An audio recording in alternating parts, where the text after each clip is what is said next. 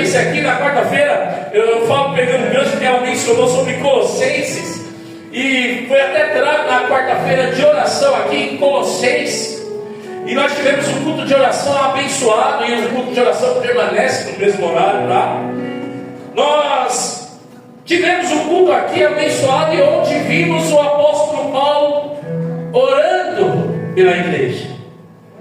E quando a gente observa o apóstolo Paulo orando pelas igrejas, dificilmente você vai encontrar o apóstolo Paulo orando por algo material, por algo palpável, por algo que se deteriora. Dificilmente você vai ver ele orando por isso. Você não vê. E aí um dos pedidos do apóstolo Paulo a Deus pela igreja de Colossos, que a diaconisa mencionou aqui, me chamou a atenção, e foi até algo que nós conversamos no final do culto ali. Sabe o que o apóstolo Paulo pediu para aquela igreja? Ele pediu para que aquela igreja tivesse discernimento daquilo que estava acontecendo ao redor dela.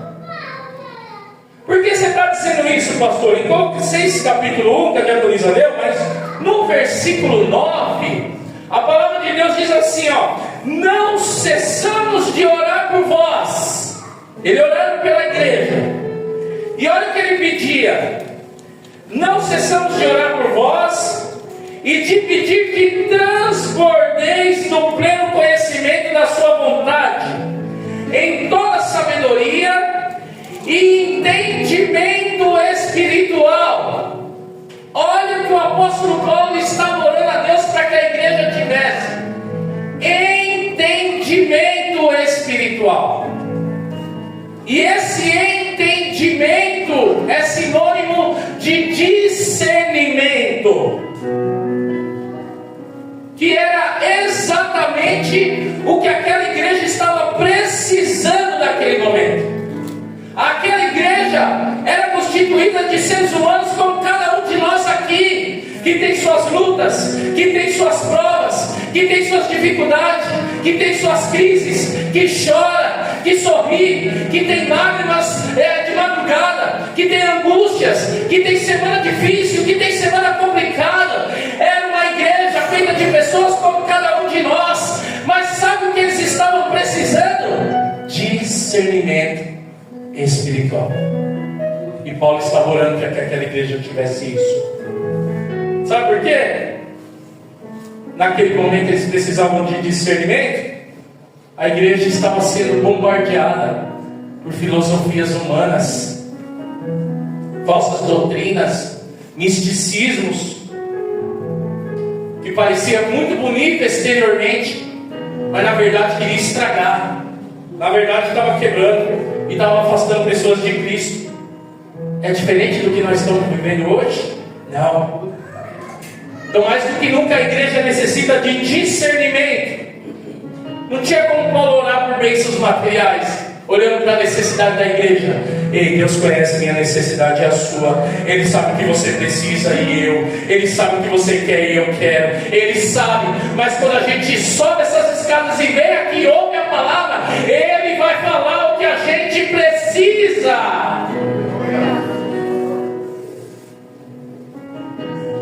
Aquela igreja precisava de discernimento. Sabe para quê? É interessante a continuação do versículo 10 lá de Colossenses 1. Sabe para que a igreja precisava de discernimento? Aí ele continua: para viverdes de modo digno do Senhor, para o seu inteiro agrado, frutificando em toda boa obra. E eu te faço a pergunta: quem quer viver aqui de modo digno do Senhor? Quem quer frutificar aqui em toda boa obra? Quem quer viver para agradar a Deus? Então necessitamos de discernimento espiritual. A igreja precisava, e Paulo estava orando por isso. O discernimento para aquela igreja servia como uma bússola. Sem esse entendimento da vontade de Deus, a igreja não consegue viver de modo digno. Ela começa a flertar com o mundo. Ela começa a dar vazão ao que o mundo está oferecendo.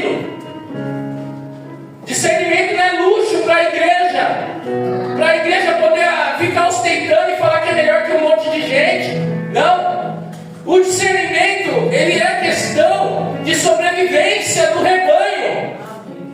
Para o rebanho permanecer firme, vivo e caminhando, seguindo o bom pastor, o supremo pastor que é Jesus, o rebanho precisa de discernimento do que está acontecendo ao redor.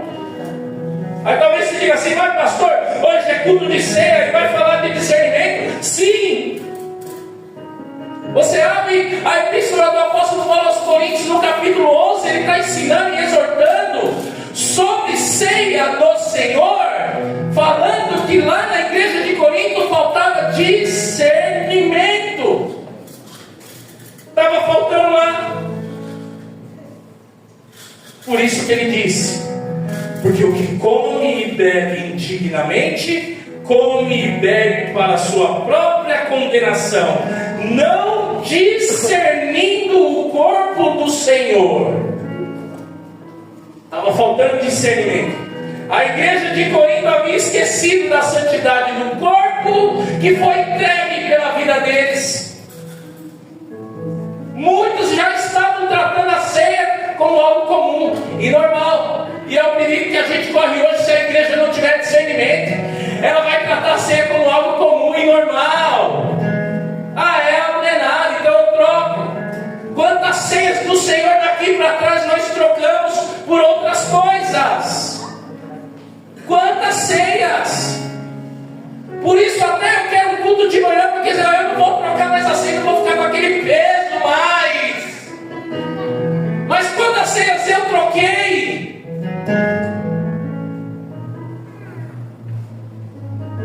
A igreja de Corinto havia esquecido. Uns se apressavam para comer, outros se embriagavam, os pobres passavam necessidade, havia divisões entre eles, egoísmo. Por isso que Paulo fala: vocês para uns dizem que é de Paulo, outros dizem que é de Paulo, outros dizem que é de divisões. Olha como faltava discernimento.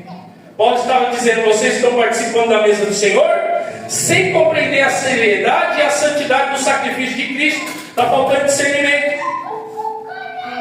Aquele pão apontava para o corpo entregue por eles, aquele cálice apontava para o sangue derramado pelos seus pecados. A ceia era um memorial santo e não uma refeição qualquer. Você não veio num culto qualquer, você não está num lugar qualquer, você está na casa do Deus vivo, que entregou seu filho para morrer em seu lugar, era para mim, você está lá, ele entregou seu filho. Trazer à memória o pão e o vinho.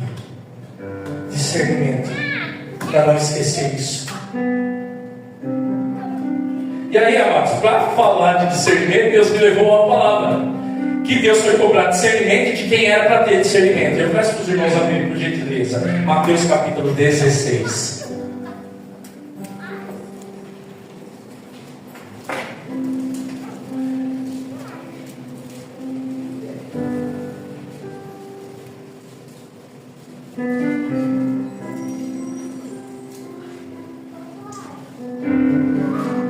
O título da mensagem é esse: é tempo de discernir o tempo em que vivemos. É tempo de discernir o tempo em que vivemos. Mateus capítulo 16, todos acharam?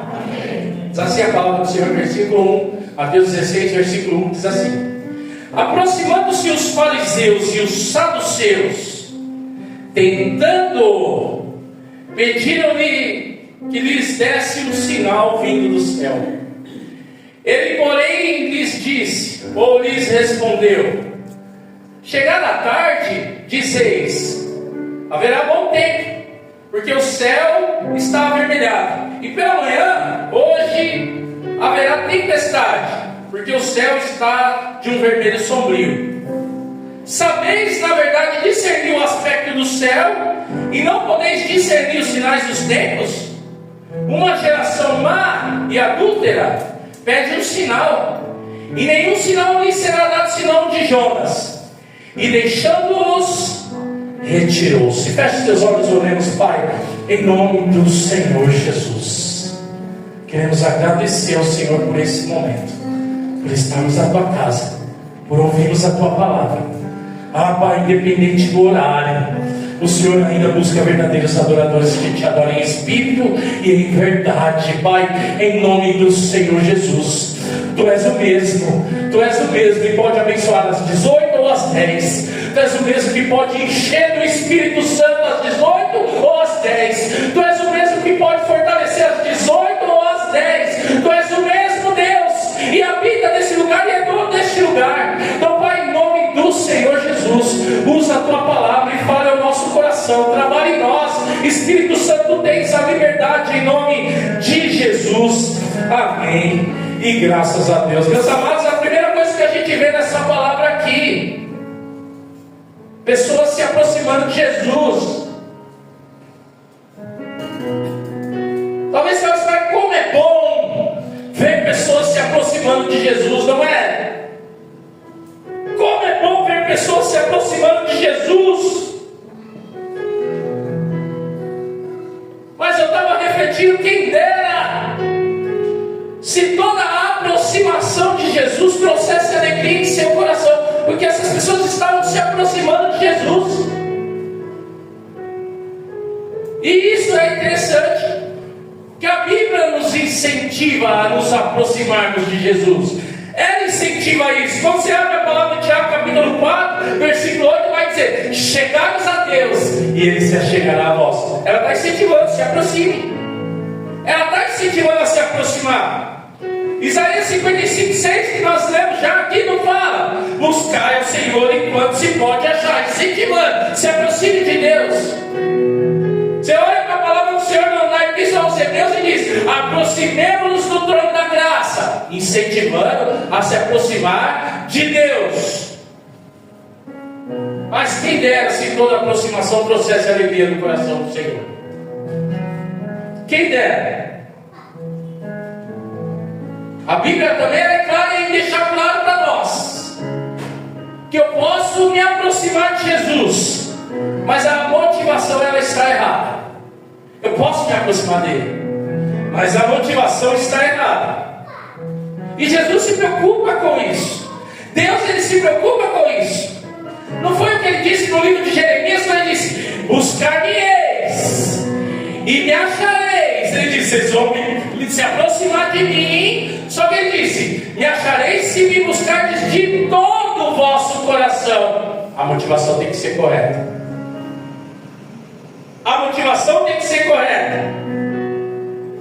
A motivação tem que estar certa. Você percebe? Buscar-me-eis e me achareis. É Deus se permitindo, se deixando achar por quem se aproxima dele, disposto a entregar a totalidade de sua vida diante dele. Fala: Senhor, tu és Senhor, eu me aproximo de ti, reconhecendo que tu és Senhor. A motivação correta. E a Bíblia mostra que pessoas se aproximaram com motivações corretas. Há pessoas que se aproximam de Deus, como declara Hebreus capítulo 10, pessoas que se aproximam de Deus com um coração verdadeiro e em plena certeza de fé. Há pessoas que se aproximam assim. Há pessoas que se aproximam de Deus como Davi no Salmo 51, com o coração quebrantado, com o coração contrito, arrependido verdadeiramente, e se aproximam do Senhor assim. Há pessoas que se aproximam de Deus como aquele publicano do Evangelho segundo Lucas, aquele publicano que não tinha força nem para olhar para o céu, mas batia no peito e dizia: Pai, tenha misericórdia de mim, que eu sou pecador. Há pessoas que se aproximam assim. Há pessoas que se aproximam de Deus, como falamos em João 4, em espírito e em verdade. Louvado seja o nome do Senhor por isso. Enquanto os crentes estão brigando lá, porque eles estabeleceram o horário correto de se aproximar de Deus, na verdade Deus está preocupado com a motivação. É com a motivação de quem se aproxima dele. Isso independe se é de manhã, de tarde ou de noite. Estão degladiando, estão guerreando, porque o horário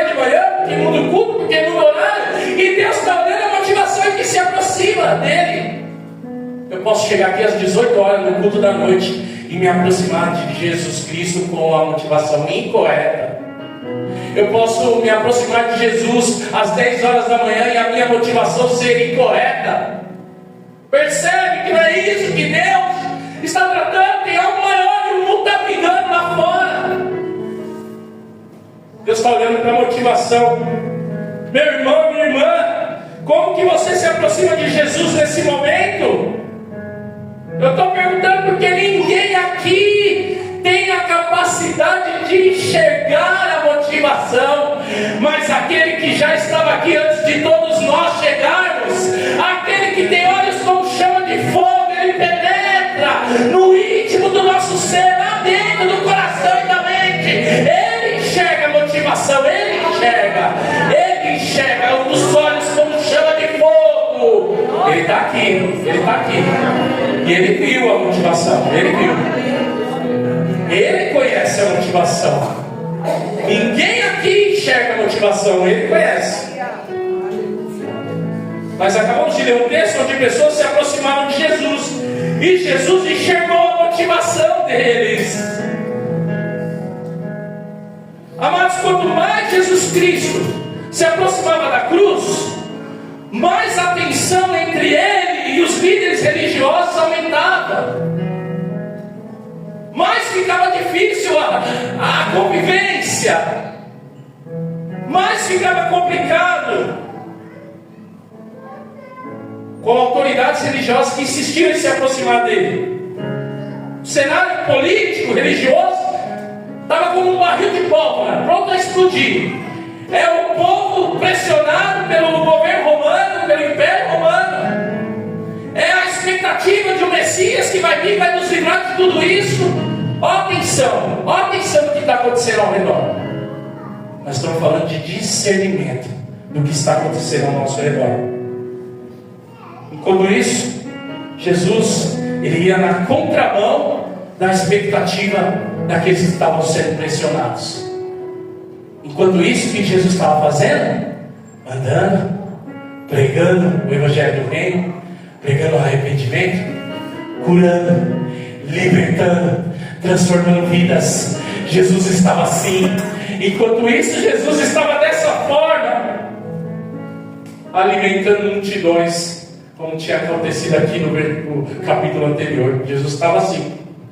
E foi justamente depois de Jesus alimentar pela segunda vez uma multidão com alguns peixes e pães, foi quando ele tem um encontro com esses camaradas aqui, os fariseus e os saduceus, que chegaram diante de Jesus. E nós vimos aqui no versículo 1: aproximando-se os fariseus e os saduceus.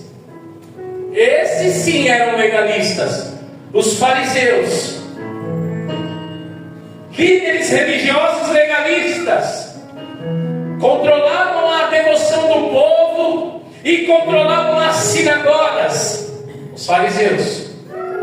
Aí tinha os saduceus, que era a elite sacerdotal e controlava o templo. Era eles que se aproximaram de Jesus. E um detalhe: fariseu e saduceu não se davam. Tinham guerra entre eles, porque não concordavam teologicamente. E no capítulo 22 vai mostrar isso daí. Os fariseus acreditavam em ressurreição, mas os saduceus não. Eles não se davam, eles não se gostavam, eles não se concordavam, mas eles se uniram contra Jesus Cristo, está vendo? Eles se uniram contra Jesus. O diabo pode unir pessoas que se odeiam lá fora contra a igreja dele. Ele pode. Fariseus e saduceus se odiavam, mas se uniram contra Jesus e foram até ele. Infelizmente, eles se aproximaram de Jesus não com o coração inteiro, querendo transformação, querendo mudança, querendo conhecer a verdade. Não era isso. Mas eles queriam tentá-lo, eles queriam prová-lo, como nós vimos aqui. Eles queriam isso. Aí eles pedem o que para o Senhor? Um sinal do céu, versículo 1, porque nós vimos: aproximando-se os fariseus e saduceus, tentando ou pediram-lhe que mostrasse um sinal vindo do céu. Porque tudo que Jesus já estava fazendo não era suficiente. E a igreja não tem discernimento quando ela olha para tudo que Jesus já fez e acha que não é suficiente. Você percebe? Achavam que não era suficiente. Muitas vezes nós pensamos assim. Diante de tanta coisa que Deus faz na nossa vida, a gente acha que não é suficiente. Eu estava almoçando no meu serviço lá, sentado na mesa e pensando nisso. Você já parou para pensar? Você já parou para pensar quanto a mão de Deus trabalhou na sua semana, na sua vida, para que você estivesse aqui agora? Você já parou para pensar o quanto a mão de Deus trabalhou sobre a sua vida para você estar aqui agora? Mas a gente acha que não é suficiente, porque na semana não aconteceu o que a gente esperava.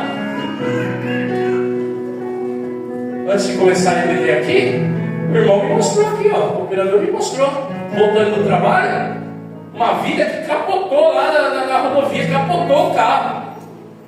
Capotou, era olhar e falar assim, esse já era. Aí mostrou aqui, falou, pastor, não teve arranhou. Deus livrou. Deus livrou. Você acha quantos livramentos Deus te deu nessa semana que você está aqui agora? Quantas vezes Deus colocou as mãos para cuidar de você nessa semana? E nós não enxergamos porque não temos discernimento.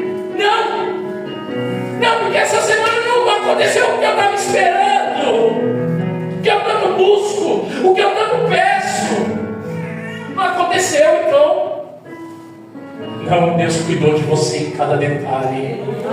Ele cuidou de você em cada detalhe nessa semana, por isso você está aqui. Por isso que você está aqui. Não é porque não aconteceu o que você queria, não. Paulo também queria, porque queria. Senhor, tira esse espírito de mim. Tira esse espírito de mim, Senhor. Ele queria que sair daquela situação. Sabe qual foi a resposta de Deus? A minha graça te basta. A minha graça é suficiente para a sua vida. Ainda que não aconteça o que você quer que aconteça. Será que temos crentes maduros nesse lugar para poder dizer, Senhor, ainda que não aconteça o que eu esperava, a tua graça é suficiente para a minha vida.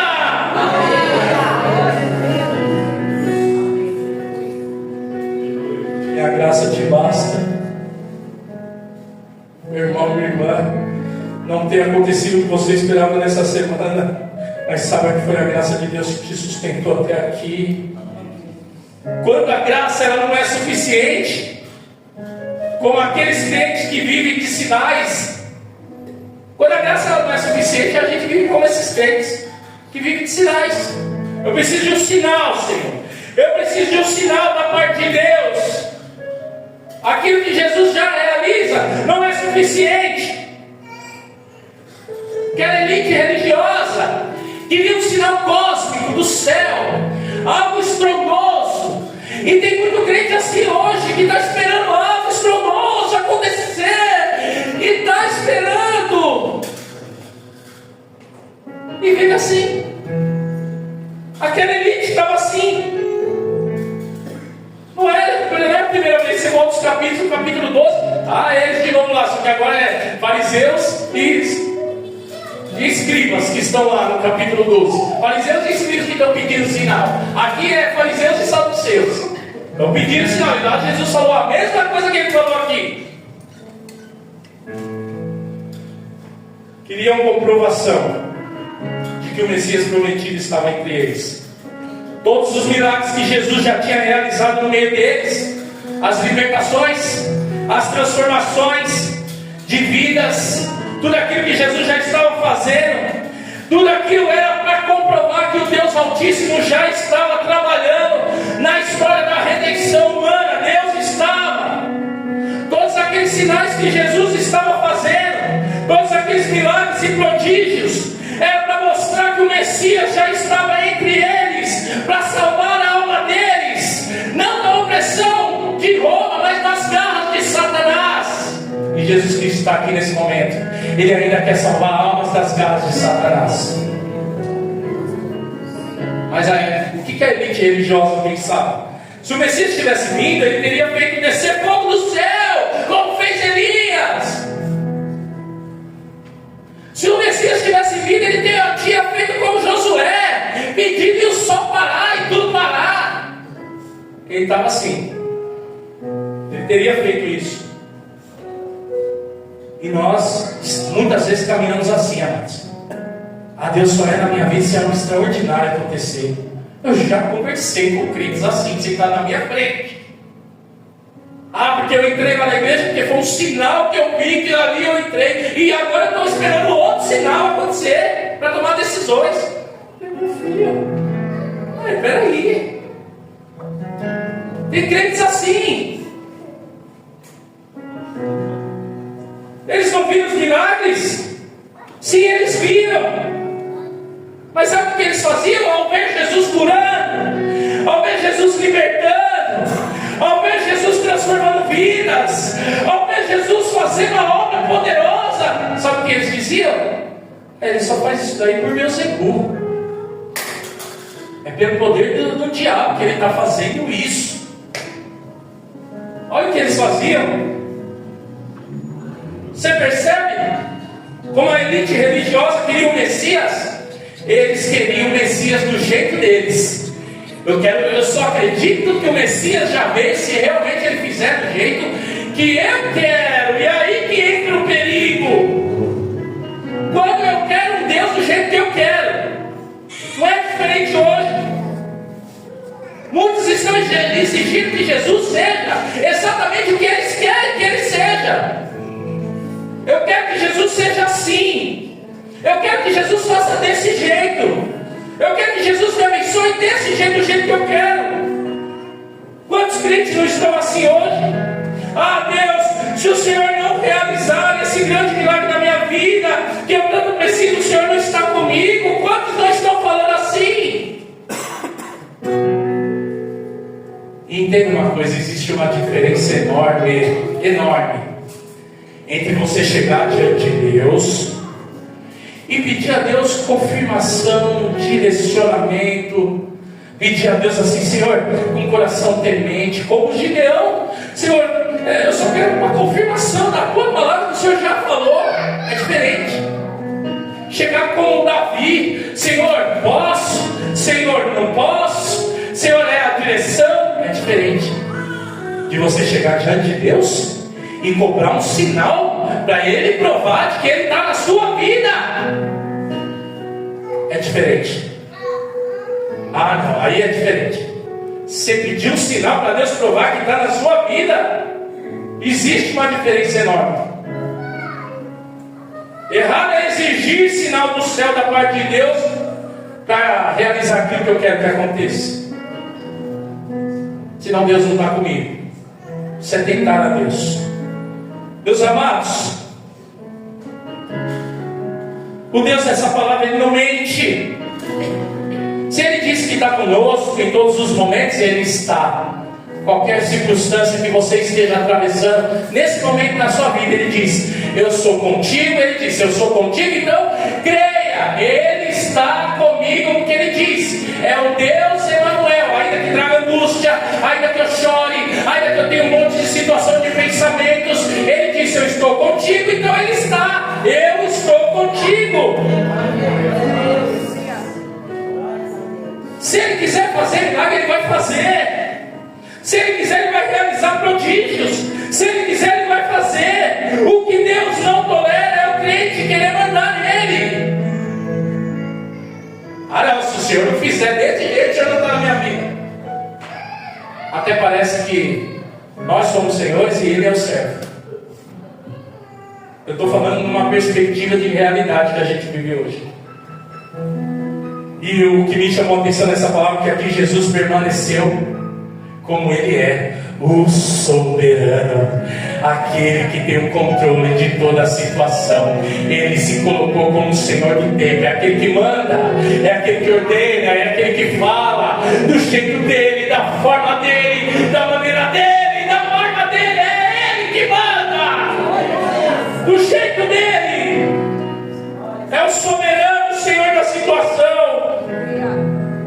revelou o que estava no coração daquela elite religiosa. Saiba de uma coisa, meus amados, isso me chama muita atenção, refletindo. Quando o coração ele é duro, preste bem atenção. Quando o coração é duro, não tem sinal do céu que vai mudar aquela situação. Quando o coração é duro, pode cair o que for na frente que não vai mudar. Prova, pastor. 10 pragas do Senhor no Egito. Aqueles milagres, tudo aquelas. Será que todo o Egito se converteu ao Senhor? Não. Muitos egípcios viram o que aconteceu e permaneceram. Não precisa ir para o Egito? Vai para o próprio povo de Deus. Deus pega o povo, tira do Egito e leva o povo pelo deserto. E no deserto aquele povo viu o mar se abrindo. Aquele povo viu a água sair da rocha. Aquele povo viu o maná e a cordonice cair do céu. E o que aconteceu? O povo continuou com o coração murmurador. Quando o coração é duro, pode ter sinal que não vai mudar. O coração já está predisposto a não crer. Como esses que se aproximaram de Jesus. Faz um sinal do céu para nós. Faz um sinal do céu para nós. O problema não é falta de sinal, mas é a disposição do coração de quem se aproxima dele. O crente de verdade não vive de sinais. O crente de verdade não vive de revelações e profecias. O crente de verdade não fica buscando experiências extraordinárias. Não vive buscando sensações espirituais intensas. Aí eu vou saber que Deus é na minha vida. Se eu for um tipo de crente assim, que vive na dependência de sinais, eu estarei indo na contramão da própria palavra, que vai dizer o que nós estudamos aqui, Romanos: o justo viverá pela fé. O justo vive pela fé, não é pelo que vê. Não foi o que Jesus disse para Tomé? Bem-aventurados que não viram, mas creram. Aleluia. Aleluia. Glória a Deus. A fé verdadeira não depende de comprovações visíveis. Não depende. Deus colocou essa palavra no coração porque o cenário espiritual da nossa época está caótica. Nada do que Jesus fez já parece suficiente. É assim que nós estamos. Meu irmão, minha irmã, talvez você tenha pedido sinais a Deus ultimamente. É só você parar diante do Senhor agora e analisar, fazer uma análise. Não é ceia, analise-se, pois o homem é assim mesmo.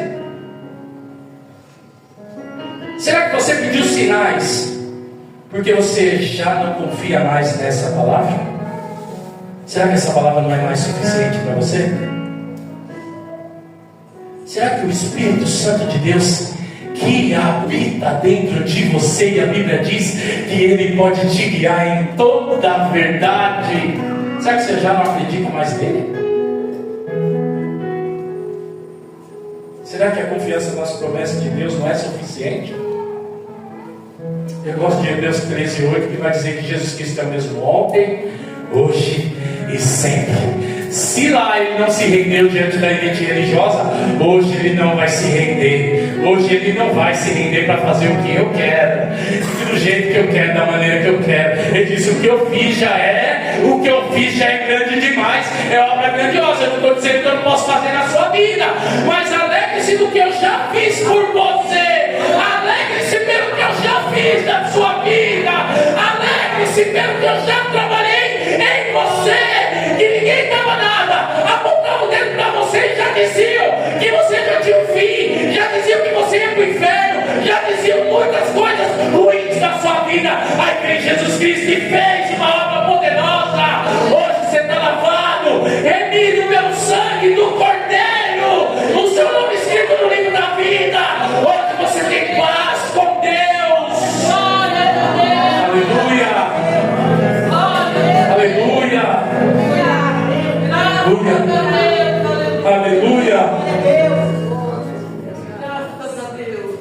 Faltava discernimento. Faltava discernimento. O discernimento natural eles possuíam, Foi por isso que Jesus disse aqui, versículo 2: Ele, porém, lhes respondeu: chegada a tarde, dizeis, haverá bom tempo, porque o céu está avermelhado, e pela manhã, hoje, haverá tempestade, porque o céu está de um vermelho sombrio. Sabeis, na verdade, discernir o aspecto do céu, e não podeis discernir os sinais dos tempos? Mas os aspectos naturais vocês conseguem discernir? Vocês parecem que trabalham na meteorologia. Vocês estão uma palavra difícil, mas parece que vocês trabalham nisso, que conhecem os aspectos naturais. Mas no espiritual, Deus já está trabalhando e vocês não enxergam. Vocês não enxergam. Deus está trabalhando. Oh Senhor, derrama o discernimento em nós, porque o Senhor está agindo, o Senhor está trabalhando e a gente não consegue enxergar. Oh Senhor, Senhor, abre os olhos, meu Pai, abre os olhos espirituais. Que a gente possa fazer como o salmista no Salmo 119: abre os meus olhos para que eu possa ver as maravilhas. Abre os meus olhos. Glória a Deus. Aleluia. Aleluia. Oh.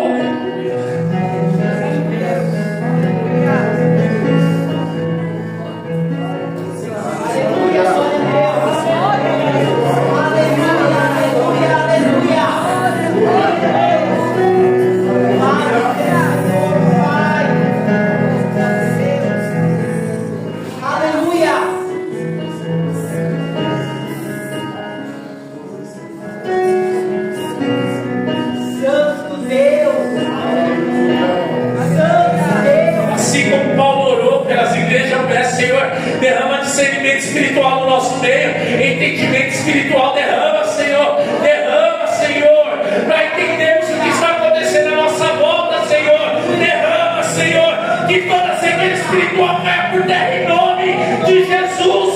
Toda cegueira espiritual, Satanás quer te prender nessa cegueira. Derrama, Senhor, derrama. Para você não enxergar o que Deus já está fazendo, para você se mover e sair desse comodismo e começar a ser uma luz que brilhe onde você coloque a planta dos seus pés. Toda cegueira caia por terra em nome de Jesus. Toda cegueira caia por terra em nome de Jesus.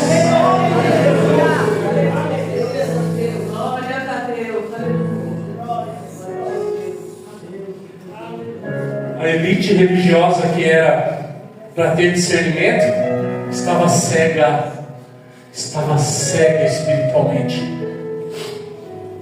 Eles foram incapazes de enxergar o cumprimento da promessa. A promessa feita pelo profeta Isaías no capítulo 35 já estava se cumprindo no meio deles e eles não enxergavam. É maravilhoso o que está escrito lá em Isaías 35, versículos 5 e 6, dizendo assim: então se abrirão os olhos dos cegos e se desimpedirão os ouvidos dos surdos, os coxos saltarão como servos, e a língua dos mudos cantará, pois águas arrebentarão no deserto e ribeiros no ermo. Aleluia! Tudo isso já estava acontecendo no meio deles, mas faltava discernimento espiritual para eles entenderem.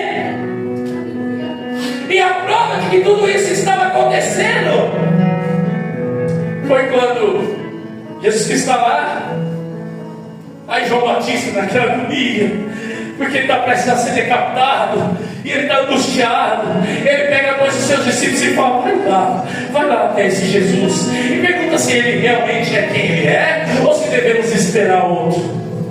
Aí os discípulos de João Batista foram até Jesus e chegaram diante de Jesus e falaram: olha, João Batista nos mandou aqui, tu és mesmo, ou a gente tem que esperar outro?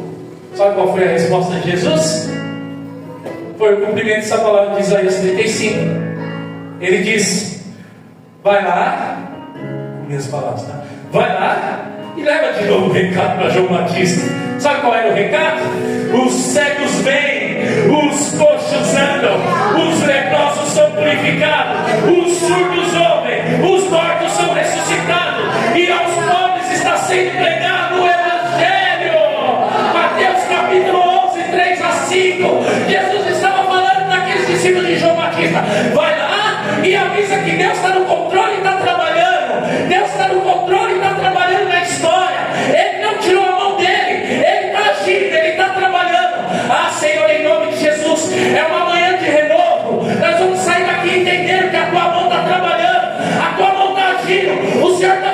O Senhor está fazendo, Pai. O Senhor está fazendo. Os sinais dos tempos estavam claros diante deles, e eles não enxergavam. Eles não enxergavam, eles ignoravam. Antes mesmo de Jesus começar o seu ministério, Deus já estava agindo através da vida de João Batista. Quantos indo até o deserto, se arrependendo dos seus pecados e se batizando com João Batista, e João Batista preparando o caminho. Deus já estava trabalhando nos corações, preparando o caminho para o Messias que veio.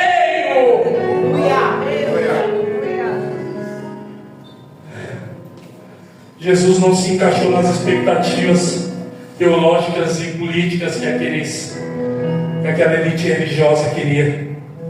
Eles queriam um leão bravo. Aí Deus manda o quê? Um cordeiro sofredor. Aleluia! Às vezes a gente quer um leão, aí Deus vem e manda um cordeiro. Frustra a expectativa. Mas saiba que o que Jesus faz pela nossa vida é para o nosso bem. Tudo que Deus faz pela sua vida é para o seu bem. Tudo coopera para o bem daqueles que amam a Deus. Aí veio o juízo para aquela elite.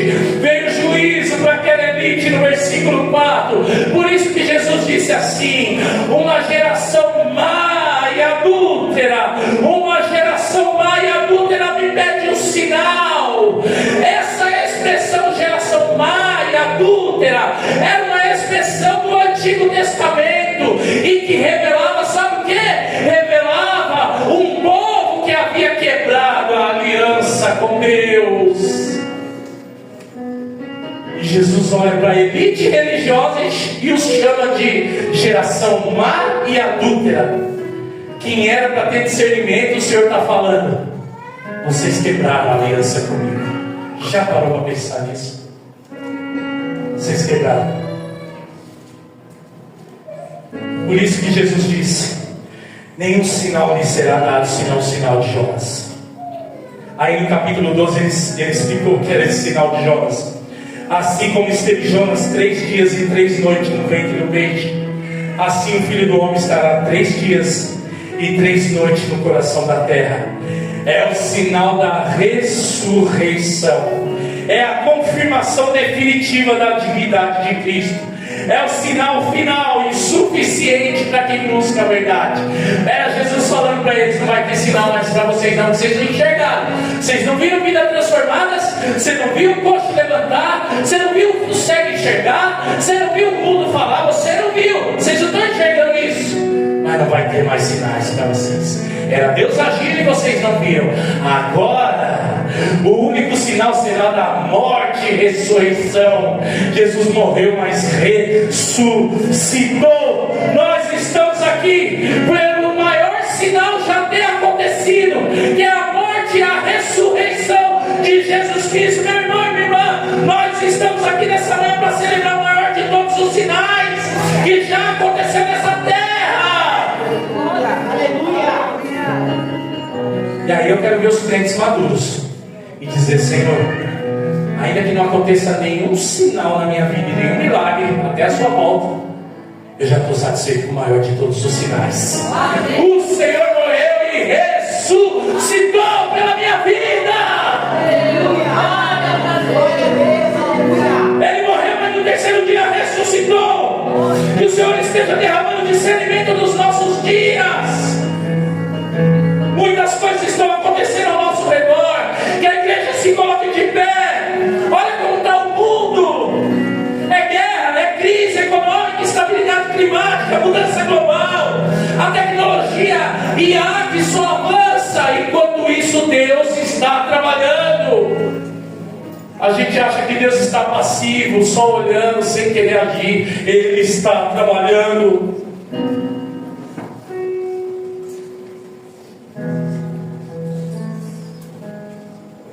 Oremos, Pai querido e amado.